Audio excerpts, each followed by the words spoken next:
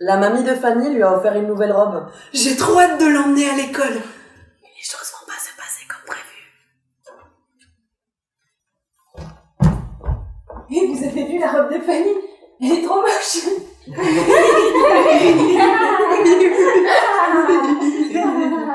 Prenons 2 cas de figure possibles parmi tant d'autres. Soit Fanny n'en parlera à personne, pour elle en parler à un adulte lui fera perdre encore plus la face, elle sera vexée et ne remettra plus jamais sa robe. Puis Solène se moquera d'elle à plusieurs reprises et Fanny perdra confiance en elle. Soit, pendant la récré, Fanny choisit la voie de la médiation afin d'exprimer son ressenti au médiateur et de s'expliquer avec Solène. Après avoir recueilli la demande de Fanny dans la boîte aux lettres, les médiateurs élèves, comme chez les adultes, commencent par entendre Fanny, puis demandent à Solène si elle souhaite parler avec eux. Avec l'accord des filles, la médiation peut commencer.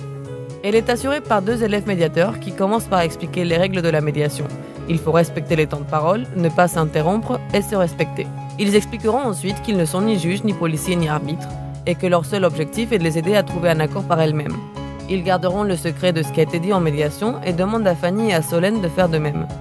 Lors de la médiation, Solène exprimera qu'elle a réagi comme ça car la semaine d'avant, Fanny s'était moquée de ses chaussures et ça l'avait vexée.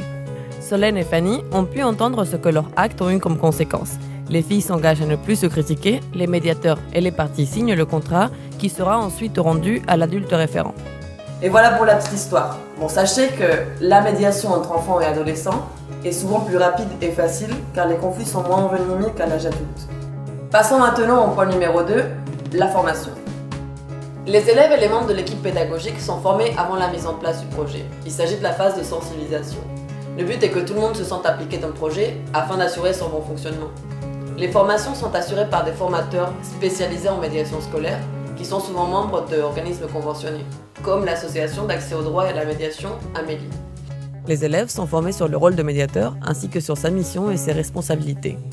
Ils reçoivent ensuite les clés ouvrant sur la dynamique des conflits et la possibilité de leur évolution positive par le travail de médiation. Les formateurs s'appuient sur une pédagogie interactive par le biais de jeux de rôle.